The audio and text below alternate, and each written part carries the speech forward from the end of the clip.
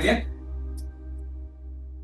que nos va a acompañar hoy con el cierre, con la conferencia magistral, un nuevo entendimiento de la historia de los habitantes originarios a la crisis imperial. Entonces, muchas gracias, bienvenido. Muchas gracias. ¿Me oyen bien atrás? Muy bien.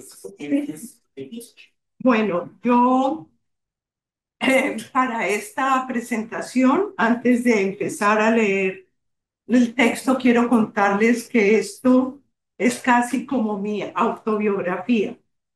Yo soy producto de las generaciones de los años 70, de los que han hablado aquí en varias oportunidades, y he seguido, digamos, durante 50 años el proceso de la historia y me gustaría contar en términos generales, no dedicada a un tema en particular, lo que he visto que se puede entender como un nuevo entendimiento de la historia y lo pongo con interrogantes porque es probable que esto sea un debate más que una confirmación. Y quisiera decirlo así porque no creo en verdades absolutas. Me crié con verdades absolutas, pero realmente el tiempo nos ha hablado de otras cosas. Antes que nada, quiero saludar a los colegas, a los estudiantes y participantes de este evento que se proyecta hacia adelante como una historia de Santander. Quiero agradecer esta invitación de la Escuela de Historia, tanto a la profesora Brenda Escobar como a los profesores de la escuela y a los jóvenes historiadores egresados de esta institución. Nombro a los más conocidos: Robinson Salazar, Julián Velasco, Juan Sebastián Macías, a los que hay que agregar un largo etcétera de investigadores y doctores que han venido avanzando en el conocimiento de esta sección del país. Quiero felicitarlos por la iniciativa de comenzar escalonadamente, gradualmente, a pensar en la producción de una historia de Santander. Tarea que dentro de unos años, sumada a las producciones anteriores de esta escuela, será conocida y bien recibida por la historiografía colombiana y latinoamericana. En esta oportunidad, los 2 días de este evento han sido dedicados al estudio de los habitantes originarios hasta la crisis imperial. Es decir, es una fracción definida de la historia. Ya en su definición, observamos algunos rasgos de lo que actualmente se perfila como un nuevo entendimiento de la historia. Estamos hablando de habitantes originarios, no de indios, o de crisis imperial. Por ello, destinaré esta presentación a efectuar una especie de rastreo de lo que ha sido mi experiencia sobre los pasos de la disciplina en estos años en que me he desempeñado como historiadora. Comenzaré por recordar que hace unos años el ministro de Educación japonés convocó a las universidades japonesas al cierre de las carreras de ciencias sociales y a abrir áreas que correspondan a mejores necesidades de la sociedad. También supimos que para el caso colombiano, Marta Lucía Ramírez, vicepresidenta en su momento, afirmó que tenemos demasiados psicólogas, sociólogos, carreras que no sirven para tener mejor ingresos. Estos comentarios se inscriben en los recientes debates generales acerca de la validez y de la importancia de las ciencias sociales, incluida la historia. Como lo afirma Rodolfo Macías, el proceso que viven las ciencias sociales en general y la historia en particular es un proceso de difícil y de comprometedora designación, ya que desde cierta perspectiva reviste variadas facetas que remitirán, bien visto al asunto, no a uno, sino a diversos procesos concurrentes. Mi hipótesis, y ahí voy a pasar, se me había olvidado, debates generales acerca de la validez de las ciencias sociales y paso a mi hipótesis.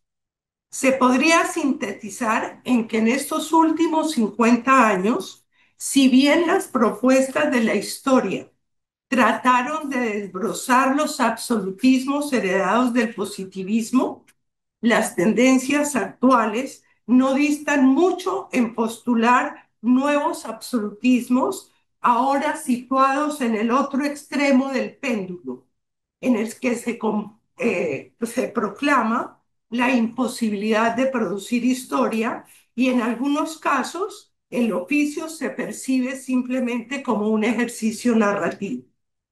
Además, dadas las condiciones actuales atravesadas por circunstancias como una cierta reverencia hacia la ideología del mercado y a la ausencia de crítica, lleva a favorecer en algunos casos la comprensión más ligera del oficio del historiador. Ahora la posverdad ha entrado a formar parte de las prácticas de la vida cotidiana y también de la vida académica. Para la opinión pública y para los círculos universitarios, la verdad absoluta y con razón ha dejado de tener importancia en la toma de decisiones, en tanto que las emociones, los prejuicios y las creencias personales influyen más en la sociedad en general frente a la aceptación o al rechazo de ciertos hechos o noticias, y a esto es lo que denominamos posverdad. Muchas de estas transformaciones se asumen como positivas, a la vez que hay que advertir que la historia se ha empleado para usos y fines menos sublimes. Paralelamente con la historia comprometida, también existe el interés por mantenerse solo en el nivel de lo estético y del preciosismo. Y de alguna manera también se propone una historia más relajada, más tibia, como calificaba Perry Anderson la cultura francesa reciente. Igualmente, en algunas ocasiones, ciertos procedimientos del proceso de la escritura y de la enseñanza de la historia se emplean con cierta ligereza y para deleite de los que quieren todo fácil. Eso, salvo algunas excepciones, es lo que se percibe actualmente en algunos blogs, en algunos cómics, en algunas páginas de Internet relativos a la historia. A la vez que hay quienes critican la ideologización de los historiadores y su adhesión a determinadas posturas políticas. De la misma forma que se ha negado el positivismo y se han cuestionado los metarrelatos construidos a fines del siglo XIX, edificado en torno a nociones universales como la nación, el Estado y la humanidad, se ha desdibujado en la posmodernidad ante la fuerza cada vez más prominente de lo individual y de lo local. Hemos asistido en los últimos 50 años a estos importantes cambios en la comprensión del conocimiento histórico y de las ciencias sociales. A la vez se ha quebrado la comprensión de la historia centrada en la igualdad social y política, en la lectura de lo homogéneo y de la uniformidad cultural, temas que ocuparon un lugar fundamental en la discusión en gran parte del siglo XX, dejaron de tener importancia en las primeras décadas del siglo XXI. Así también, en las últimas décadas del siglo XX se cuestionó la influencia del estructuralismo marxista y la visión teleológica de la historia, pensadas como mecanismos para organizar sociedades perfectas e igualitarias. En medio de todos estos cambios, el giro decolonial y el desafío posmoderno han repercutido de múltiples maneras en el entendimiento de la historia y de las formas de ejercer el oficio. El giro decolonial nos ha hecho ser más conscientes de la diversidad cultural, de los males del eurocentrismo y actualmente a nivel global existe más conciencia acerca de la subordinación y la marginalidad a la que han estado sometidas diversas sociedades. Con el giro decolonial viene aparejado un lenguaje que evidencia el cambio.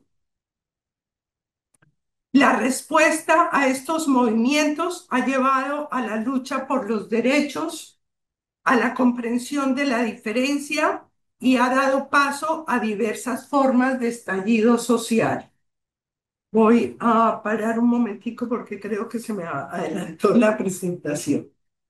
El desafío posmoderno, entendido como la confrontación de las ideas de una única verdad y por ende a la negación de la objetividad y de las grandes narrativas, ha influido de múltiples formas en la vida académica, tanto en la docencia como en la investigación histórica. El posmodernismo ha cuestionado los arquetipos construidos alrededor de certezas absolutas como el progreso o la importancia del progreso y la razón que habían sustentado el poder y la primacía de la cultura occidental. Desde el pensamiento posmoderno se percibe una realidad más diversa a la que estamos acostumbrados. Como lo mostró Joyce Appleby, han quedado atrás los grandes absolutismos, dada la implacable crítica que de ellos se dio en el siglo XX.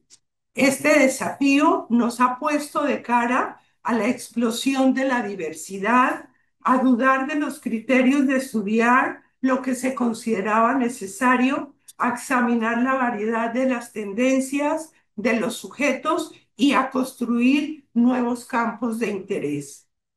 En los viejos currículos, y estoy hablando de los años 70 del siglo XX, no se hablaba de líneas ni de grupos de investigación, ni tampoco de historiografía.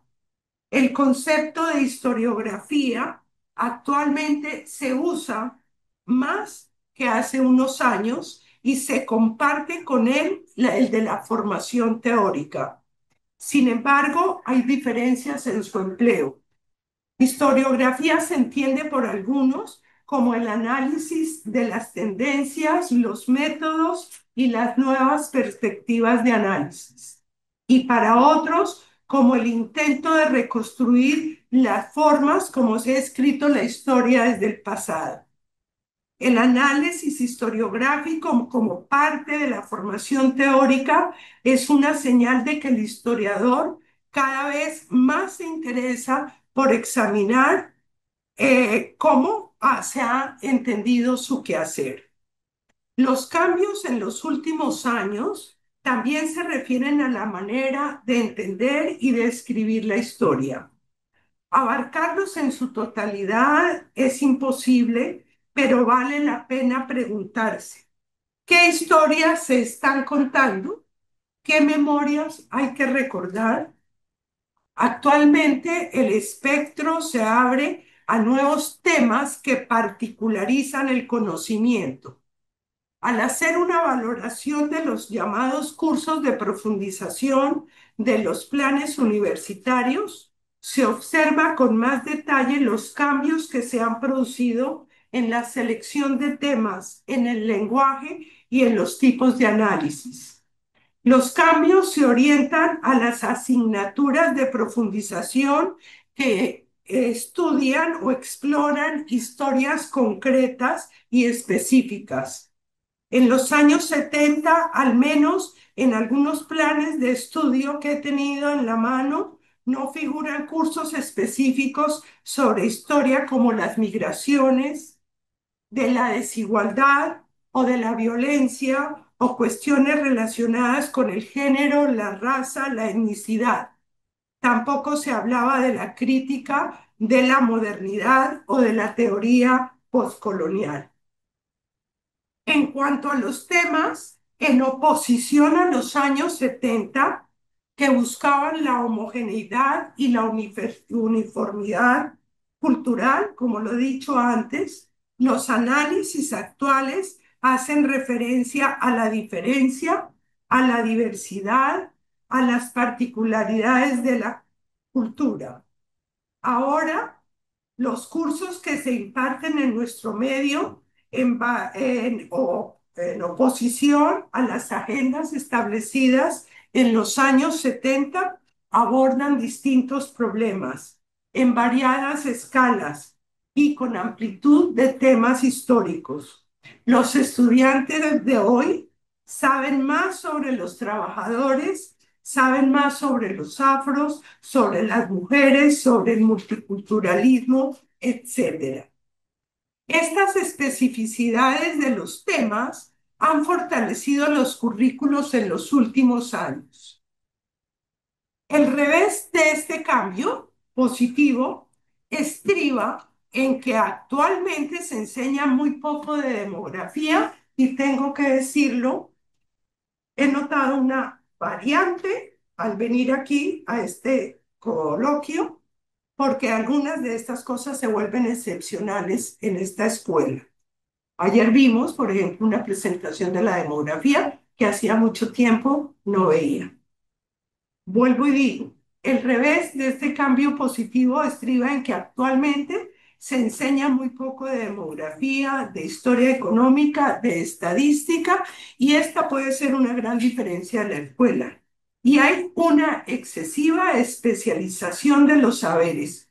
Por ello se ha criticado mucho a la academia, ya que sus miembros cada vez saben más sobre menos cosas. En nuestro medio es muy, en nuestro medio es muy evidente la influencia que tuvieron y siguen teniendo estos programas de historia. Aprendimos mucho sobre la nueva historiografía francesa, sobre la escuela inglesa y más recientemente sobre los temas y los intereses impartidos en los programas de las universidades norteamericanas. Esto se debe a que de allí provienen un buen número de los doctores que son hasta ahora los actuales profesores de las universidades colombianas y en alguna parte latinoamericanas. A mi parecer, esto es central, porque los programas han tenido algunos sesgos muy extranjerizantes. Confiamos que la reciente apertura de doctorados en nuestro medio revista esta situación y se profundice más sobre nuestros propios problemas. La transformación en el lenguaje, como se indica o como lo indiqué antes, es uno de los cambios más significativos que ha habido en la historia en los últimos años. De un lado, el lenguaje de la historia se ha impregnado del de las disciplinas afines y expresa de mejor manera los intereses que rodean sus análisis. Como lo afirma Rodolfo Macías, el lenguaje ha sido una realidad, un asunto o un factor de importancia, una cuestión clave. Por ello entiendo que este coloquio tenga como título de los habitantes originarios a la crisis imperial, dos conceptos muy nuevos dentro de la historiografía que evitan algunos esencialismos.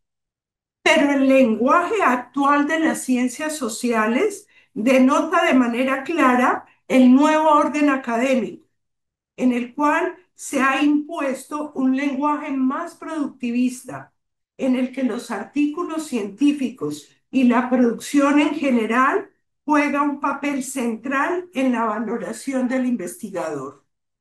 Pero también la virtualidad ha desencadenado grandes variaciones en las formas y en los contenidos.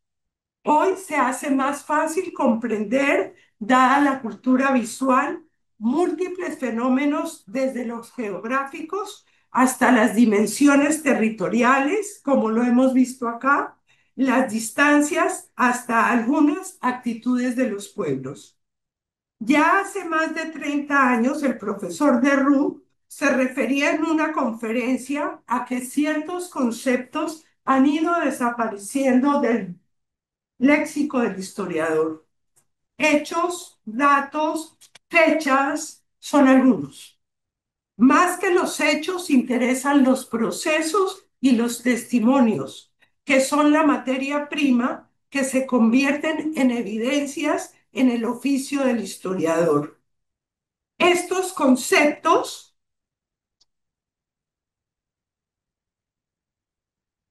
estos conceptos han ido dando paso a muchos otros, entre los que se encuentra el discurso, la agencia, las representaciones, los metarrelatos, las narrativas y la memoria, para nombrar solo algunos. De otro lado, aquellas asignaturas de profundización de las que ya hemos hablado también nos describen una nueva aproximación a la historia, pero también de un nuevo lenguaje.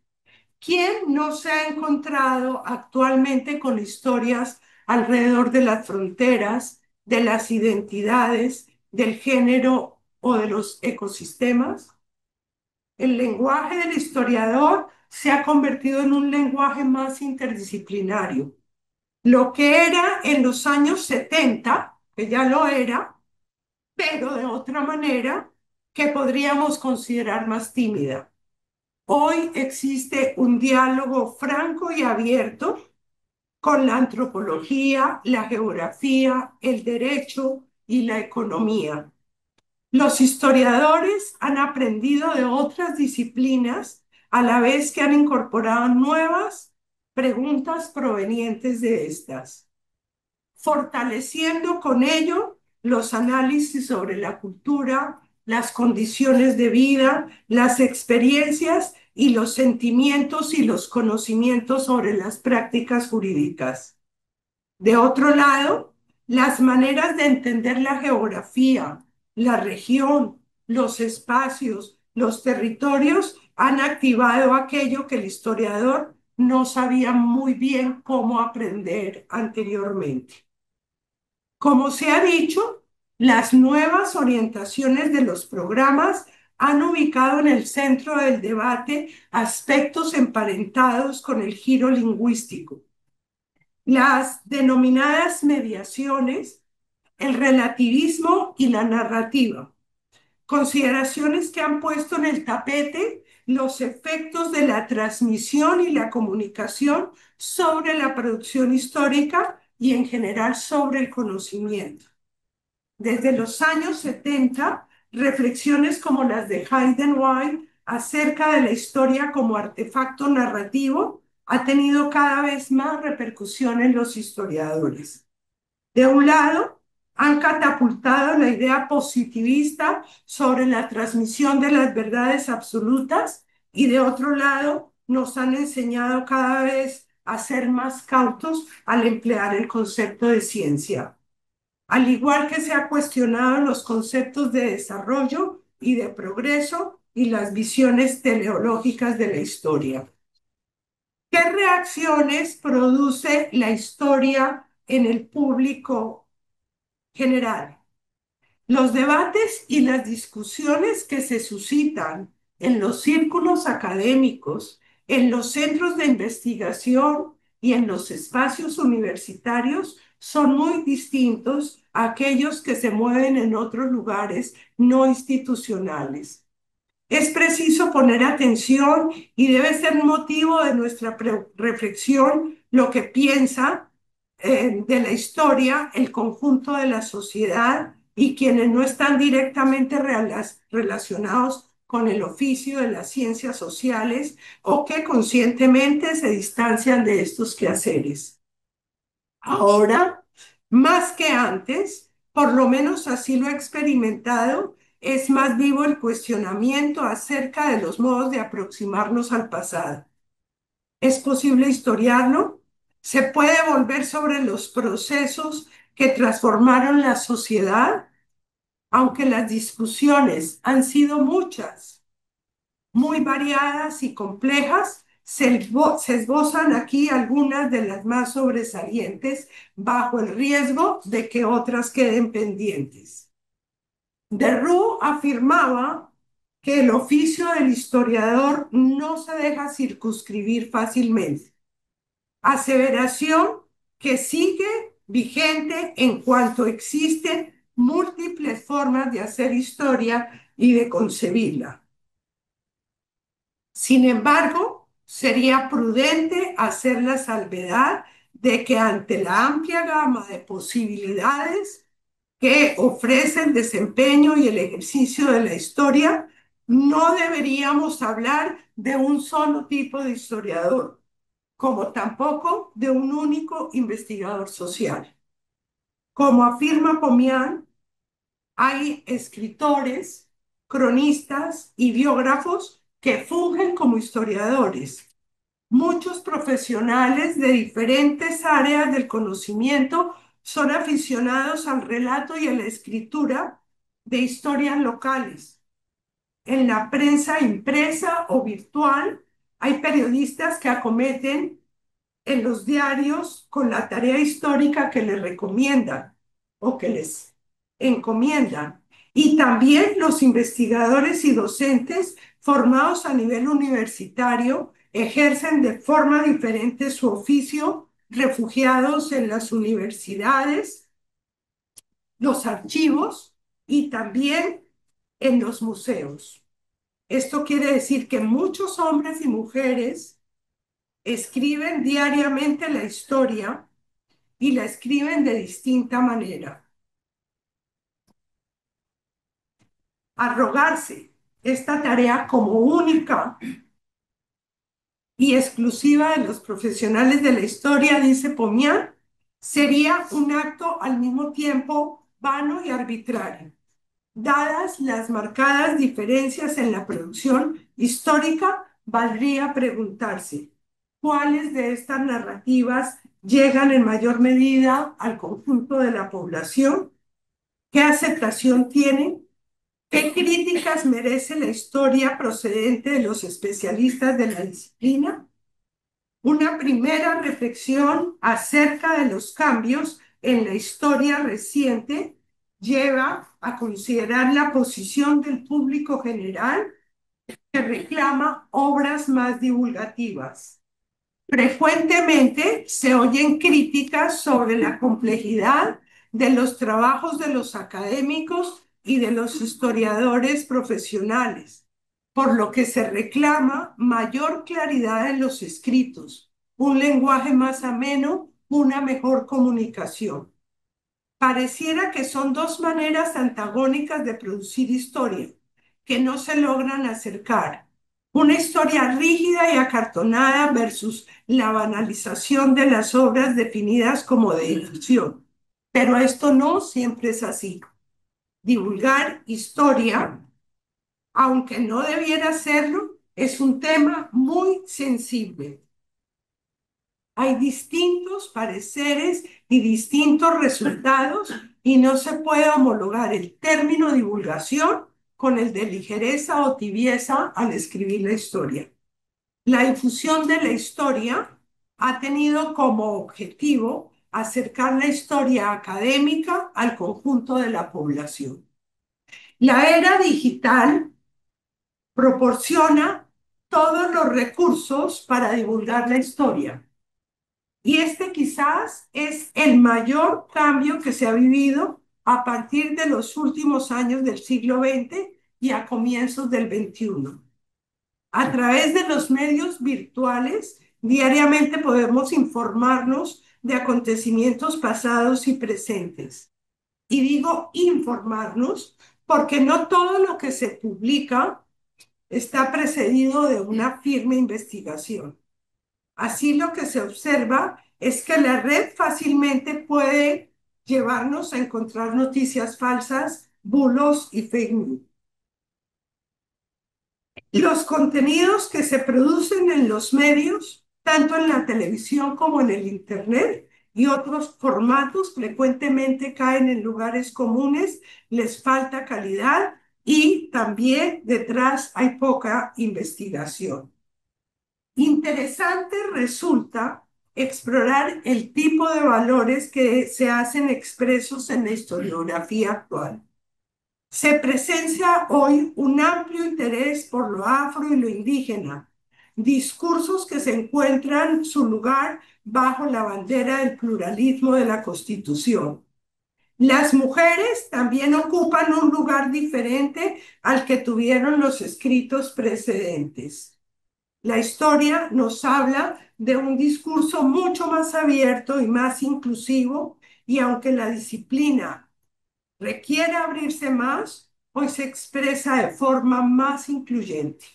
De alguna manera, la escritura de la historia ha comenzado a proponerse como un asunto de todos, lo que se refleja en experiencias que se han denominado historia pública, clase en la calle, historia para lo que viene.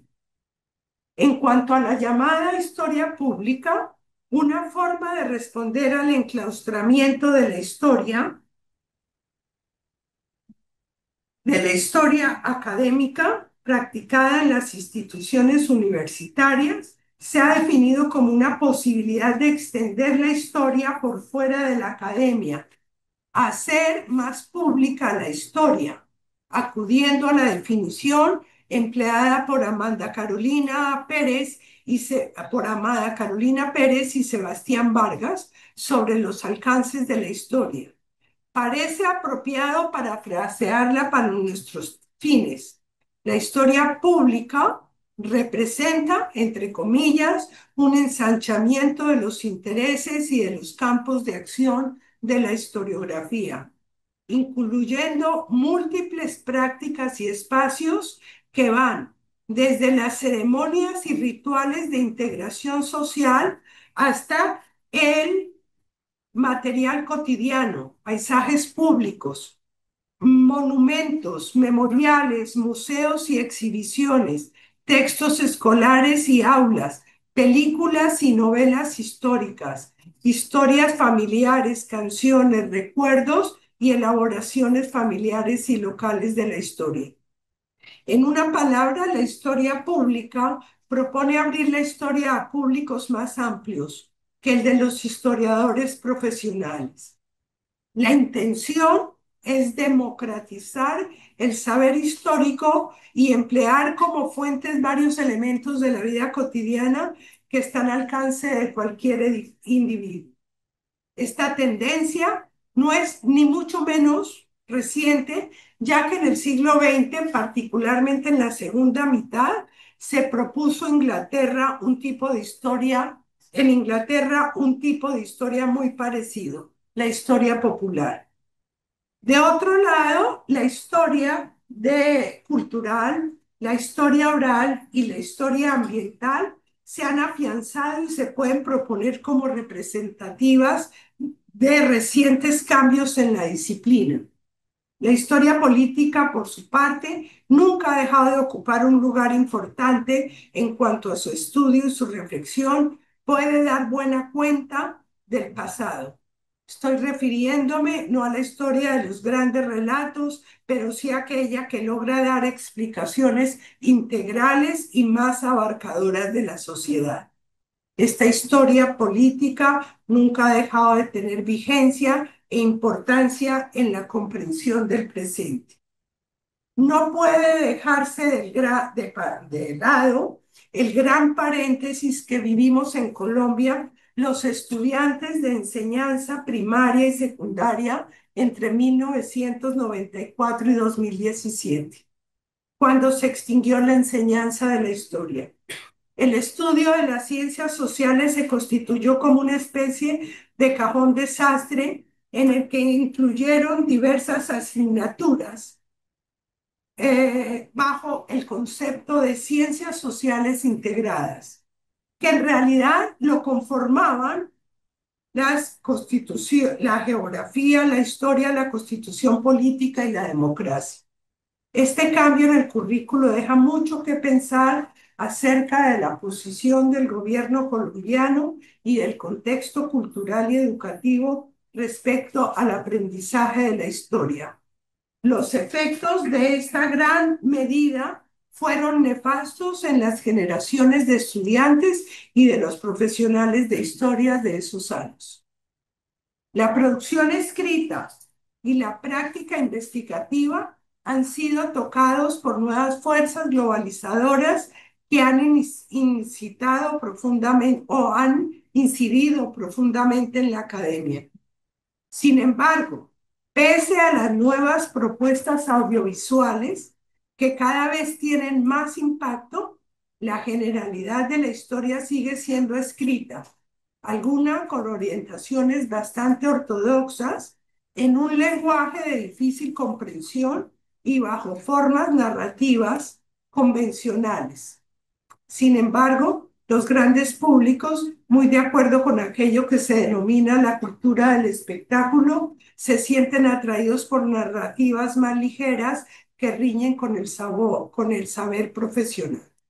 Entre ambas prácticas es difícil conciliar lenguajes de igual nivel y en general los medios audiovisuales apuntan a la presentación de una historia cercana a los públicos desechando los discursos académicos. Esto se convierte en una relación difícil y a veces antagónica. Para terminar, acerca de la investigación, la historia ha logrado ampliar sus registros en los últimos años. Hoy se ha hecho realidad lo que ya era un deseo en términos de Lucian Febvre. También un poema, un cuadro, un drama son para nosotros documentos, testimonios de una historia viva y humana, saturadas de pensamiento y de acción en potencia.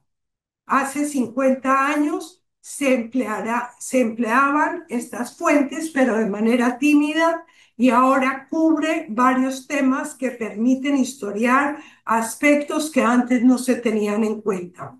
Hoy es claro que no hay certezas absolutas, que hay que plantear problemas y que el oficio del historiador amplía su espectro a diversos ámbitos. Las preguntas que me suscitan los cambios en la producción escrita y la práctica investigativa tiene que ver de una parte con las consecuencias que puede tener la presión de las instituciones para conseguir los rankings que les exige la institución. De otro lado, el constreñimiento al que se ve abocado por cumplir las pautas actuales de escritura que le resta legitimidad y naturalidad a los escritos. Hoy quise dejarlas aquí plasmadas porque cada vez soplan vientos opuestos a pensar en el pasado, en las conquistas que marcaron el cambio del milenio y porque sin querer ser fatalista, observo que las nuevas generaciones tendrán que dar más fuertes batallas que las que nos correspondió a nosotros. Muchas gracias.